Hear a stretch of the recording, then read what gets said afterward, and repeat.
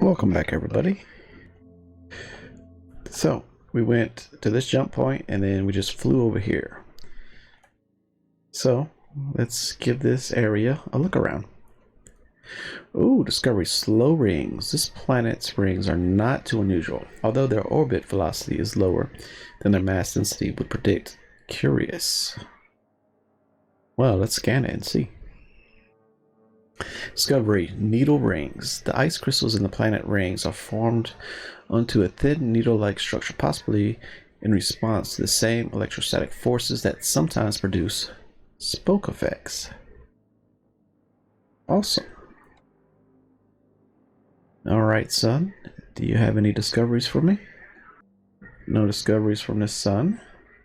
And this is our last survey for this sector. Then we're going to fly down here. Planet anomaly. Scanners show that this planet's equator is entirely encirculated by a massive toroidal, whatever that is, ring structure, mostly buried several hundred meters below the bedrock, surfacing at a few points. The team's physics quickly realized that it's an enormous particle accelerator. Unfortunately, some of the key control hardware is missing, likely plundered in the years since the structure was last operational. The team engineer reckons she could replace the missing hardware using the survey fabricator with 15 units of antimantium. Okay, let's try it.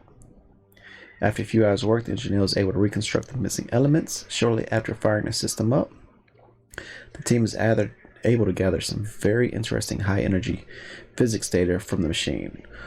Once it seems clear that no more data will be gleaned, they naturally recover the valuable materials. And we got 70 research. Awesome. Sector Surveyor. Alright. So we will be right back. And we're going to fly down here. And when we get close, I'll bring you back. Otherwise, it's going to be a long, boring flight. Alright, we've made it to the system. Let's go do the sun first. Looks like we have a couple planets over here. 1, 2, 3, 4. Alright, sun. No enemies here. While that survey is going down, Alright, this planet was once home to a civilization with a roughly Iron Age technology. The anomaly detected from orbit was the ruins of a large settlement, now mostly buried. It appears that all life on the planet disappeared suddenly around 4 million years ago, although suddenly could have been as short as a day or as long as 20,000 years. The archaeological data has some modest value. 15 research. No surface anomalies detected on that one. What about you? Oh, we do have something. Near the equator of this temperate world is a picture of tranquility. A gentle mountain stream cutting through an arboreal zone. But what triggered the anomaly reading lies below the surface, a significant deposit of neutronium, probably a meteor. Unfortunately, there's no way for the team to reach it without clearing large chunks of this ecosystem. Alright, so there's no sentient life to appreciate it. Dig it away. There we go. Team takes some Polaroids of the scene, gets pictures for posterity before using the lander's drill and laser to reach the meteor. Oh, that's a lot. Sweet. Let's hit up this last one, and then we will fly to the next system.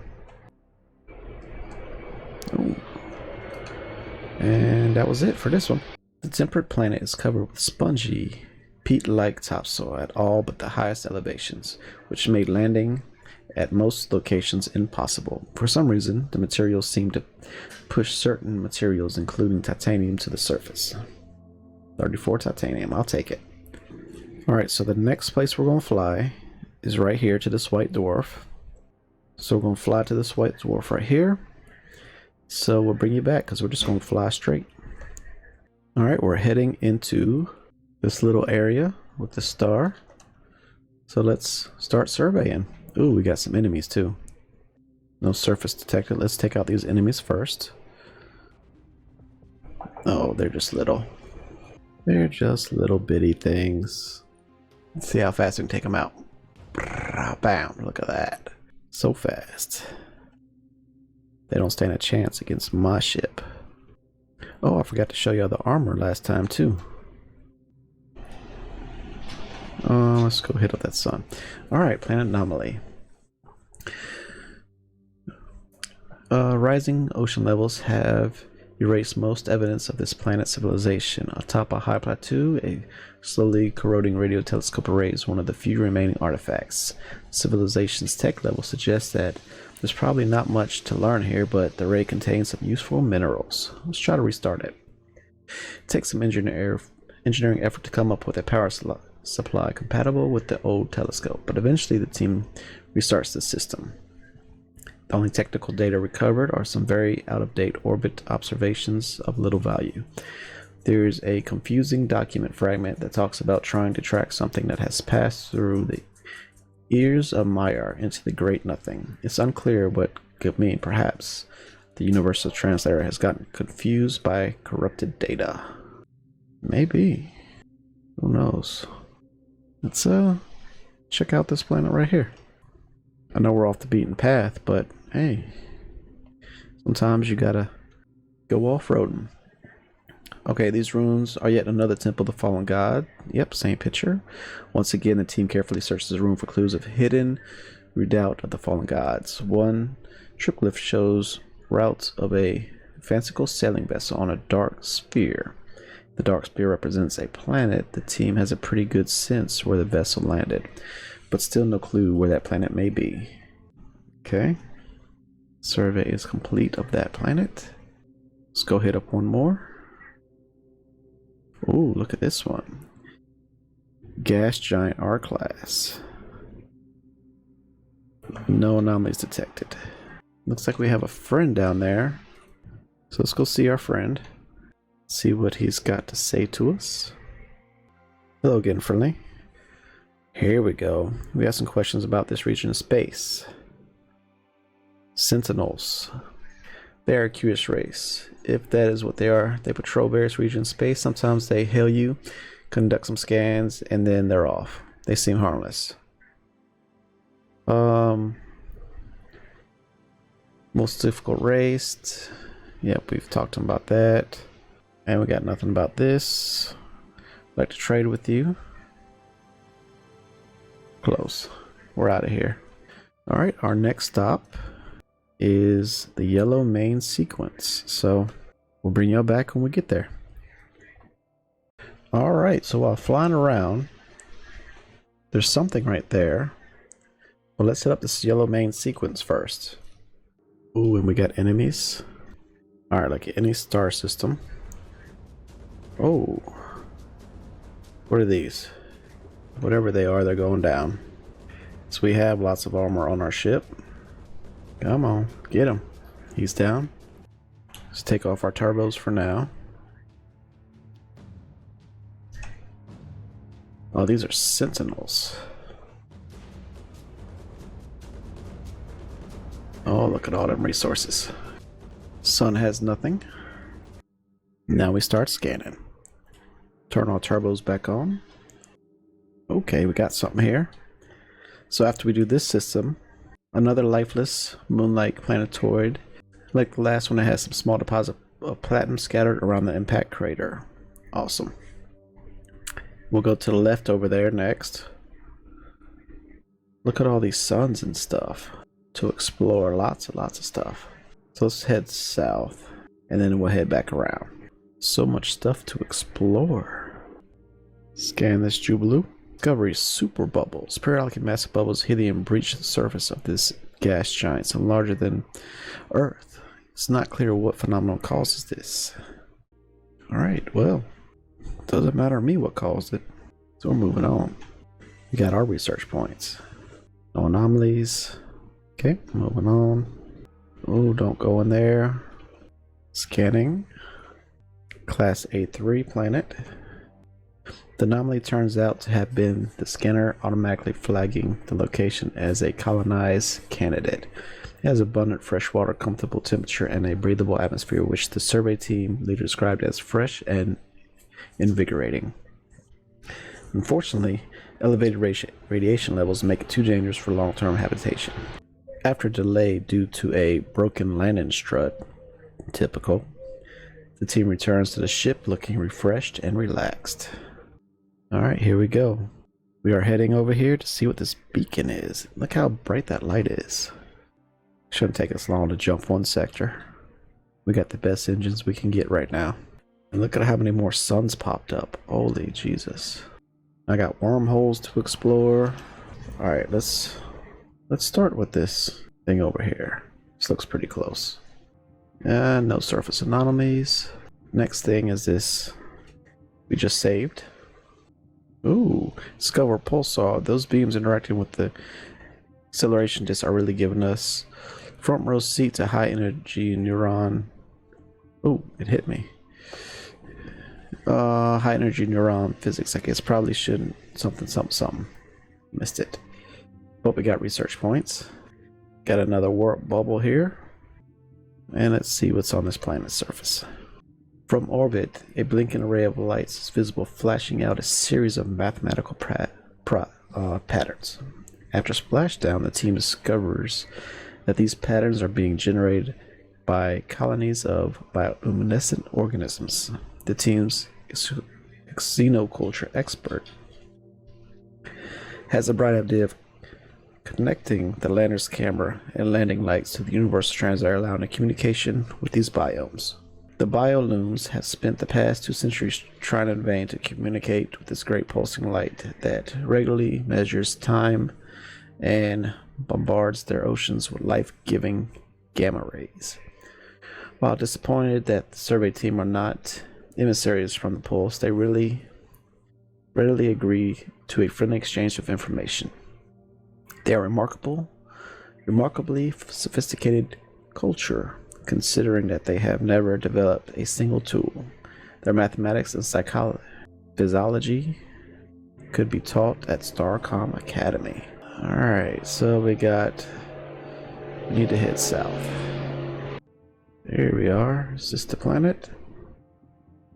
Okay, that one's spinning.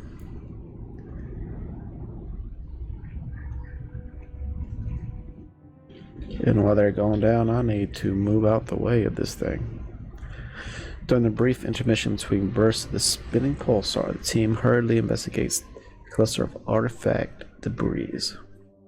On close inspection, it is clearly the remains of an advanced drive system. Its anti-material shielding kept most of the important technical elements intact. The planet is badly melted, but the lettering Arcom Morningstar is still visible on an inside panel. Ooh, Discovery Advanced Drive. Never mind what it says on the tin. This drive is way more advanced than anything in the fleet. We should get this to the Kite Lab straight away. Yes, we should. Let's go open this up. Alright, Nexus Gateway is open. So, I want to hit one more. Let's head to this white giant down here. And then after that, we're going to head back and see what we can research. And we've made it. So let's check out the sun. Oh, enemies first. Enemies first. Hello, boyo. Who are you? You big boy? Sentinel. Let's get rid of these lasers you got on your ship. Oops, I did not mean to jump there. Oh, but it's good because we wanted to go here anyways. Eventually.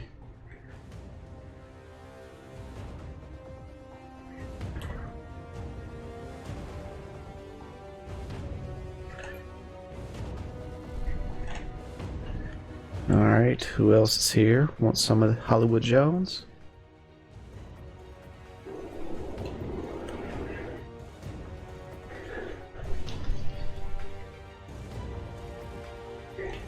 Oh, you got some, something for me? Ooh, we got our little jumper deck.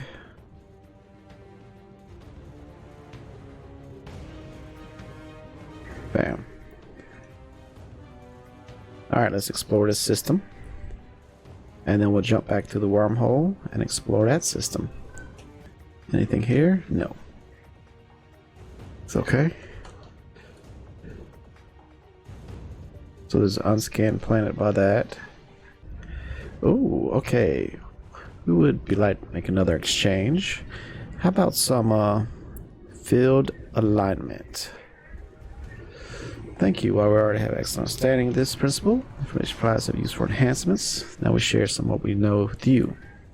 I'm not sure what to make of this transmission. It appears to be a collection of complex theorisms, but our computer reports subtitle contractions in them. Perhaps render uses different. So they're not really giving us nothing anymore. Can I assist you in your bug problem? There you go. Bug problem eliminated. No surface detections. So let's head on down to the next one. And then we got a quick jump back point for when we are ready to go back.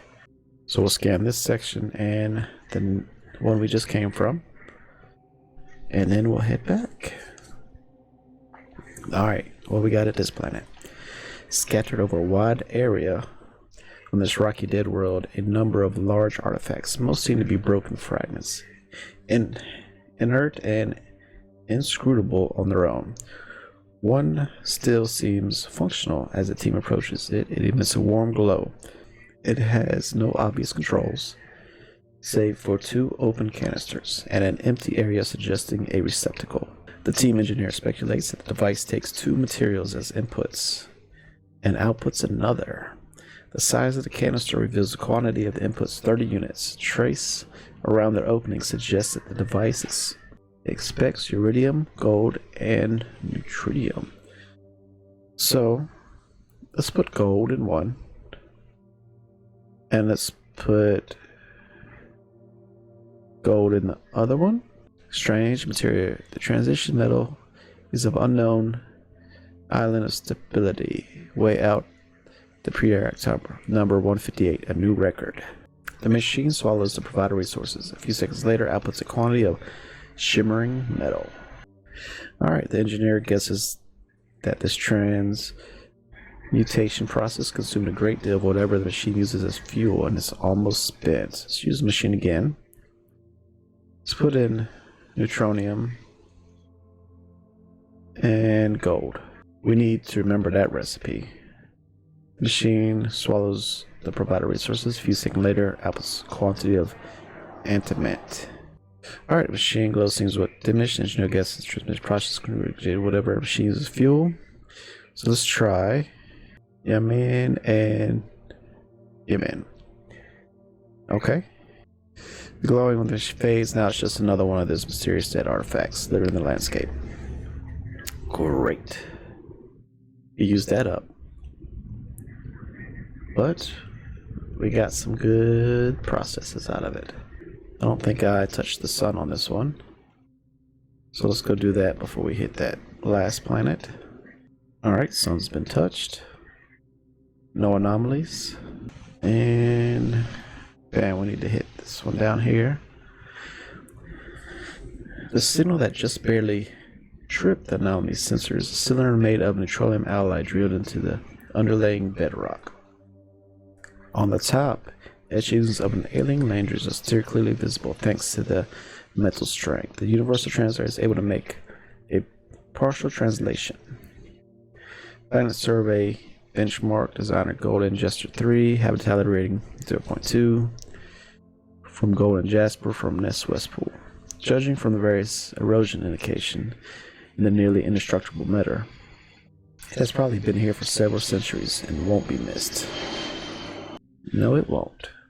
Alright, let's get back to our other system and explore that since we traveled all that way. And I missed. Here we go. I'm back for you. We're gonna play around a wormhole.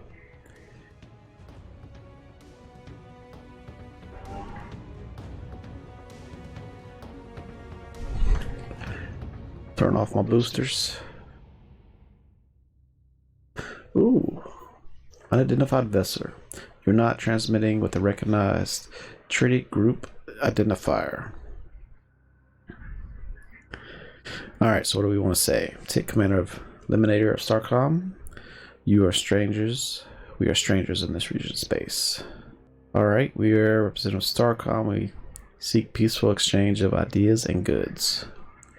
Pregok. I'm regional commander across the Aron Dispense Fleet. I'm transmitting through this vessel's comm array as its commander does not have diplomatic authority.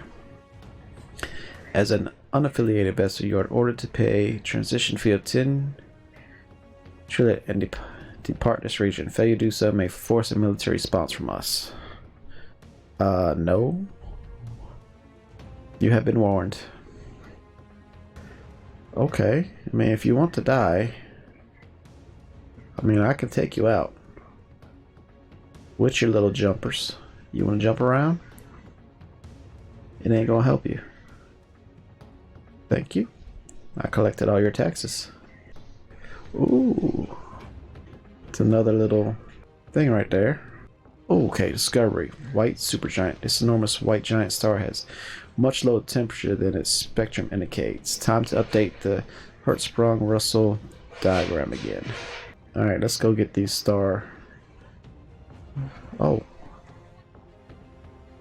I'm not being extorted. Jump around all you want. I'm going to take all your materials from you.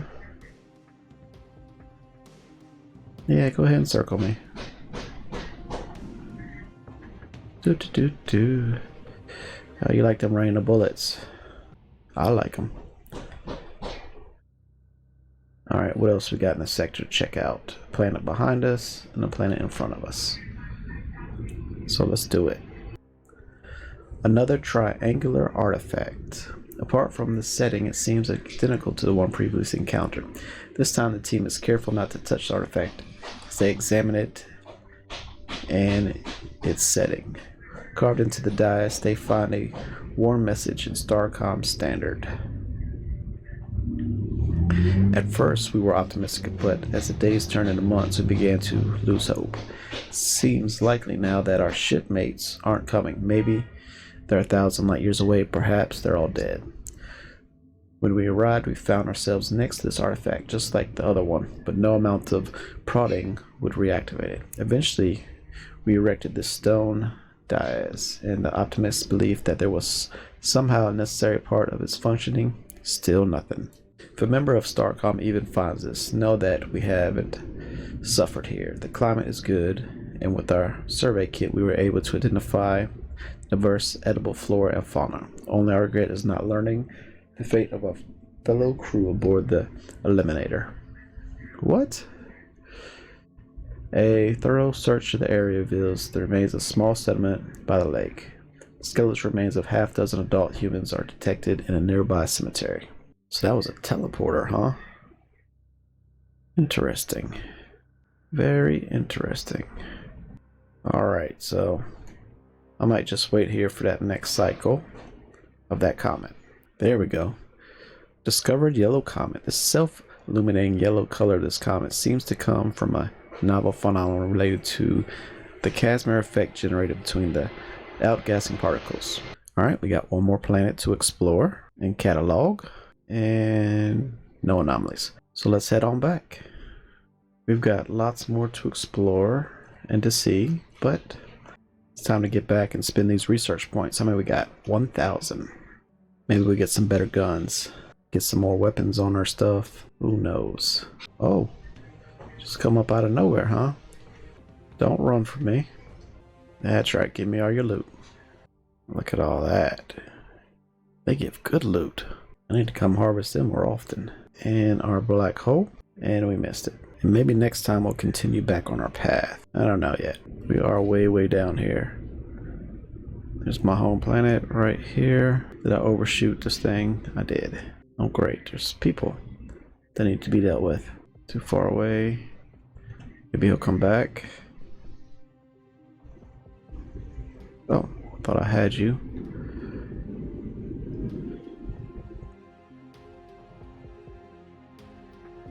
Nothing for me? It's too bad. Alright, Scout. Thank you for your loot. I believe this is home base. Yep.